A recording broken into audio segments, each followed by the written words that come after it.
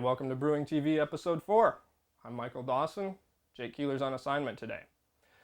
Open fermentation is a technique that's been practiced by brewers in Europe for centuries with great results, obviously. But in the home brewing world, it's still sort of a no-no. Does it need to be? Join us today as we take the lid off. We're going to talk to a home brewer with a microbiology background on the secrets of open fermentation at home, and then join us back here in the kitchen while I brew a Topless Hefeweizen. All for brew, and brew for all. Drinking coffee.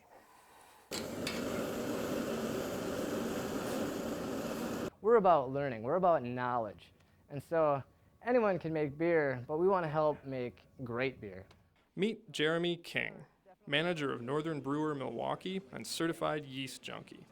He has a background in microbiology and loves to experiment.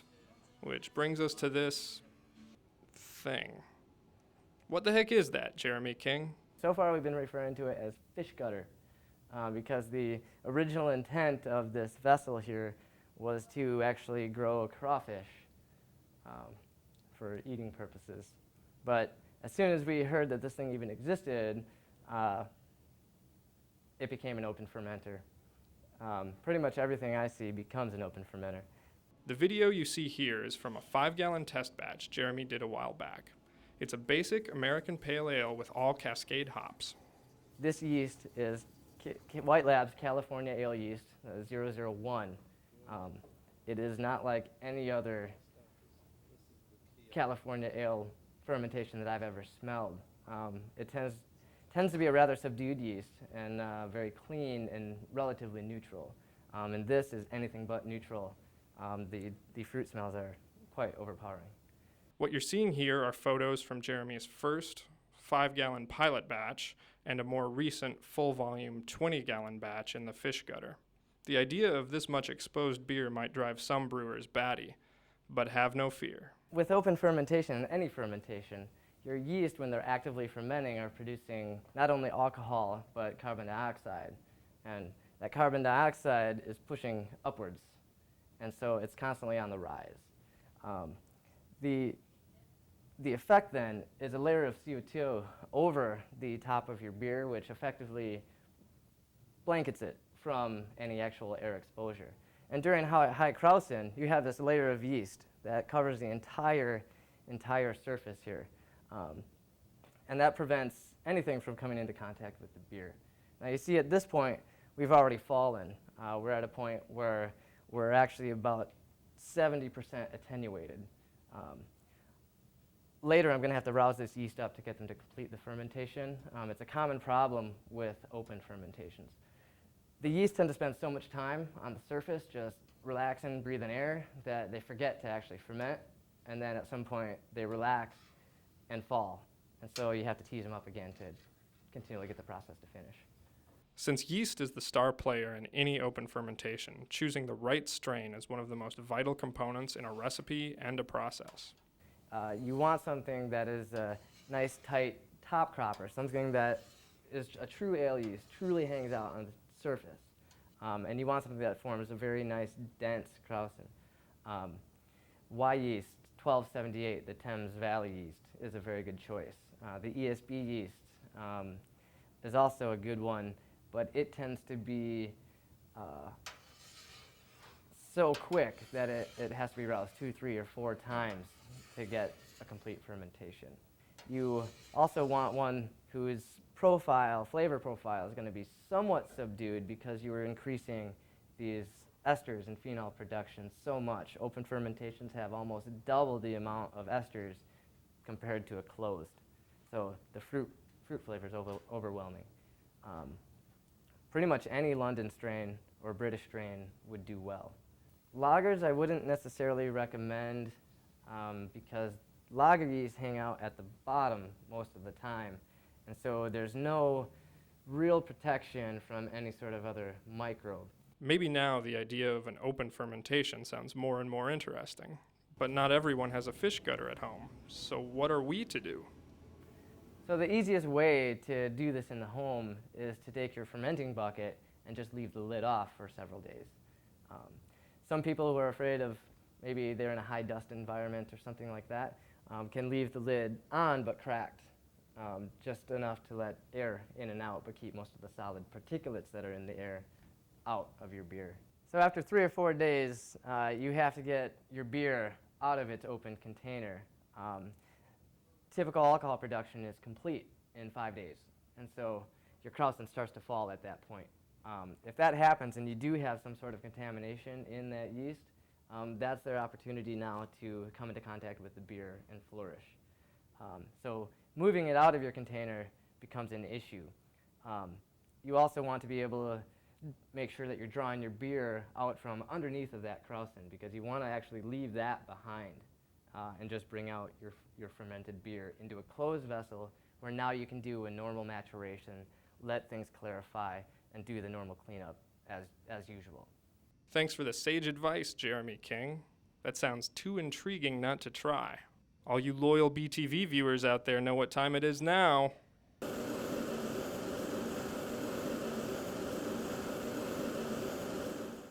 Sweet. Let's make some time to brew, folks. I'm going to take my house Hefeweizen recipe and modify the process based on what I learned from my conversation with Jeremy King. Because of time constraints today, I'm just going to do a partial mash, kind of get it banged out in a quick fashion. I've got a pound of Munich malt and a pound and a half of pale wheat malt, both German, here in the hopper. I'm going to crush these up, take them upstairs, and mash them on the stovetop. Let's do this.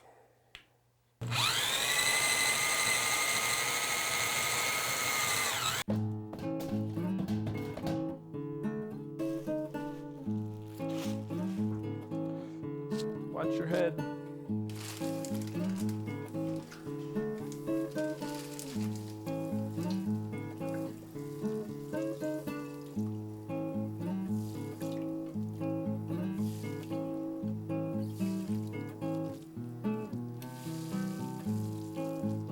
It's going to be interesting to see how this turns out. I know this recipe, I've brewed it for years, and I've used this yeast before, the 3068 Vine Stefan. Open fermentation is going to amplify the esters and phenol content, so it's going to be even clovier and banana-ier and fruitier than what I experienced in the past, or at least I anticipate that it will be, given how Jeremy King's California ale fermentation smelled. It smelled like British yeast. It was so fruity. So it'll be cool to see how this turns out.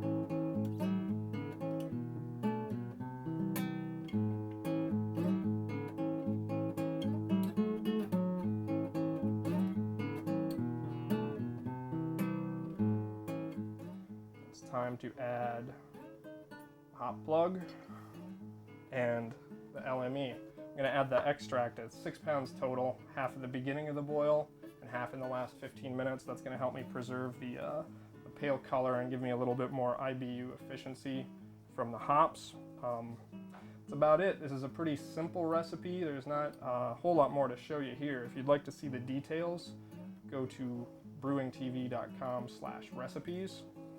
The really interesting part is going to happen over the next couple days in the open fermenter. All right, so this is the before shot.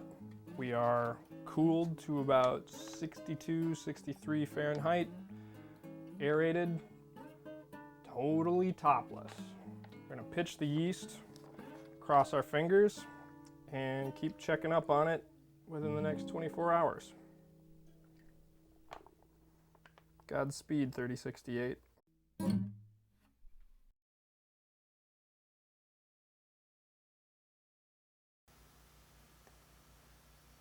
We are at hour 24 since pitching the yeast, and you are seeing a very active and healthy krausen. It's very, very scuzzy and brown. What I'm going to do right now is skim it with a sanitized spoon. I'm going to try to remove all of the the brown matter, which is mostly hop resins and other stuff that we would not want to save. The aroma right now is like ripe bananas and very intense but pleasant cloves. It's definitely smelling different than this house recipe has for me in the past. Even at this temperature, we're at about 62 Fahrenheit ambient, so the fermentation's probably about 64, 65 maybe. After I skim the brown trube off the top, I'm going to give it a little bit of a swirl, kind of rouse the yeast, and we'll take a gravity reading and see how we're doing. A word to the wise. Open fermentation doesn't mean I can be lazy about cleaning. I'm using a fresh batch of Star San, and everything that touches the beer, or touches things that touch the beer, spoon, funnel, dump buckets, have all been sanitized. It's been maybe about 90 seconds since I skimmed the brown stuff off the top, and we're already getting some foam forming again. You can actually see flocks of yeast rising and falling in the wort. So now I'm actually going to rouse it and take a little sample for a gravity reading.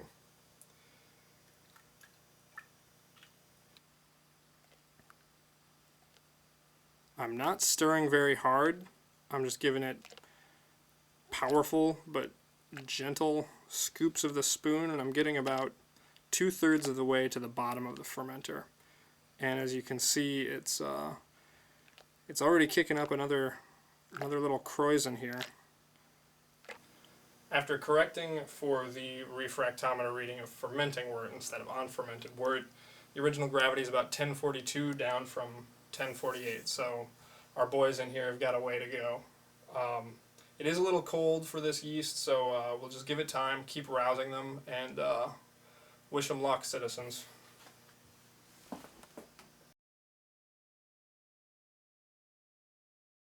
We're now on hour 44 of the fermentation, and things have changed. Starting about 12 hours ago, this beer started giving off a lot of sulfur. It smelled like a lager fermentation. Not too surprising considering that it's cool down here. It's still about 62 Fahrenheit ambient temp. This morning, though, lots and lots and lots of fruit and banana. More than I've ever had with a 3068 fermentation. The whole basement actually smells like a banana cream pie. It looks really cool too. The kreuzen has become a lot creamier, less chunky, and there are just bubbles of CO2 working up through the sludge. If you're quiet, you can actually hear it. It's kind of like listening to your Rice Krispies. What I'm going to do for it this morning is skim a little bit of the head, which will be yeast that I'm going to save to repitch for a future batch. I know I'm going to want to repeat this experiment. And then I'm going to rouse it again and take a gravity reading.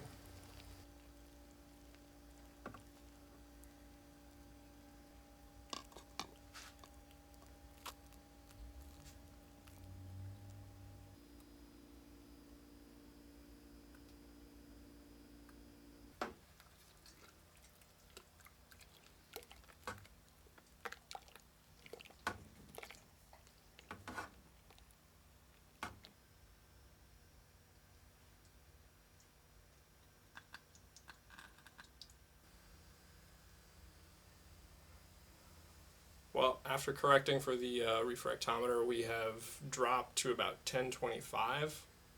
This beer should finish at about 1012, give or take. So once I get within a few points of that gravity, I'm going to rack this into a closed fermenter, probably tomorrow.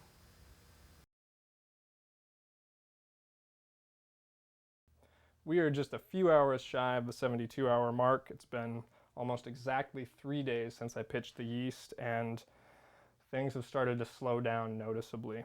I measured the gravity first thing when I got up this morning. It's at 1018 down from 1048. I'm anticipating a final gravity of 1012, so it's pretty much done.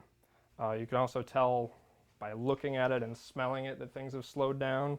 The cloves are back after being gone for a day. The banana is a little more subdued. The aroma is definitely a lot more intense, very, very German Hefeweizen, much more so than I've gotten at 3 days old with any other 3068 fermentation I've ever done. The Kreuzen still looks creamy, but it's very static compared to yesterday. There's no more bubbling or frothing. The CO2 has kind of stopped evolving, and that's a layer of protection that the beer has now lost. So it's definitely time to get it into a closed secondary fermentation. I really, really like the visceral connection the open fermentation has given me with this beer. I've always been an airlock sniffer and a carboy watcher. This has removed a layer of separation between me and my beer, and I think that's really cool. I'm definitely going to try this again. I hope this episode has inspired you to take your top off sometime as well. Thanks as always to our sponsors at the Brewing Network. And for Jake Keeler and everyone else at BrewingTV, I'm Michael Dawson. We'll see you next time. Let's rack this puppy.